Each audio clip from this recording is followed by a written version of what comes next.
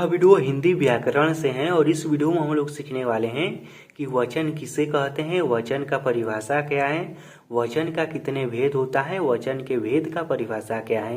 कहने का मतलब कि वचन के बारे में जितना भी आप लोगों को पढ़ना है ना, वह सब कुछ इस वीडियो में हम लोग सीखने वाले हैं। तो यदि आप वचन के बारे में सब कुछ अच्छे से सीखना चाहते हैं और वो भी सबसे आसान तरीका से, तो इस वीडियो को शुरू से लेकर अंत तक और ध्यान से जरूर देखिएगा। यह वीडियो जैसे ही खत्म होगा ना, आप वचन के बारे में सब कुछ अच्छे से सीख गए होंगे। तो चलिए अब इस वीडियो को हम शुरू करते हैं।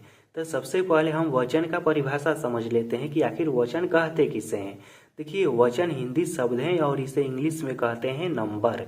अब हिंदी में इसका परिभाषा क्या है तो देखिए, संज्ञा, सर्वनाम, विशेषण तथा क्रिया के जिस रूप से संख्या का बोध हो उसे वचन कहते हैं।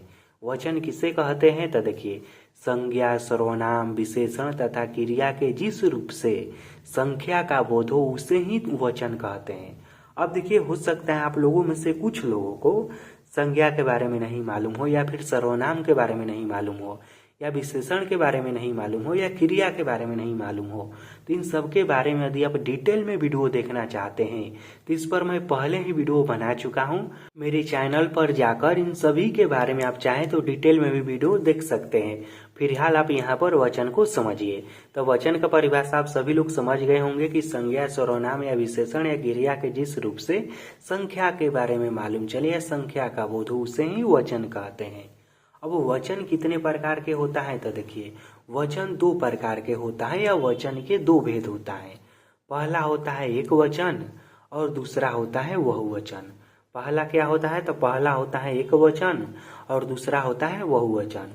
वचन के कितने भेद होता है तो वचन के दो भेद होता है। पहला होता है एक वचन और दूसरा होता है बहुवचन। अब हम समझते हैं कि एक वचन किसे कहते हैं और बहुवचन किसे कहते हैं। तो देखिए, सबसे पहले हम एक वचन को समझते हैं। जिस शब्द से किसी एक व्यक्ति या वस्तु का बोध हो उसे एक वचन कहते हैं। एक वचन किसे कहते हैं तो जिस शब्द से किसी एक व्यक्ति या वस्तु का बोध हो उसे एक वचन कहते हैं। देखिए, इसके नाम में ही इसका परिभाषा है। एक है ना, तो यह समझ जाइएगा कि जिससे किसी एक व्यक्ति या वस्तु का बोध हो उसे एक वचन कहेंगे।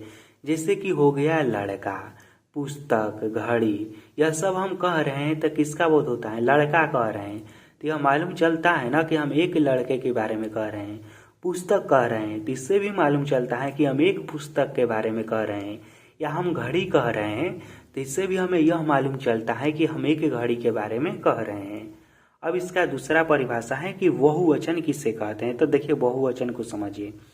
बहुवचन क्या है तो देखिए, जिस शब्द से एक से अधिक व्यक्ति या वस्तु का बोध हो उसे बहुवचन कहते हैं। बहुवचन किसे कहते हैं तो जिस शब्द से एक से अधिक व्यक्ति या वस्तु का बोध हो उसे बहुवचन कहते हैं। जैसे कि लड़के हो गया।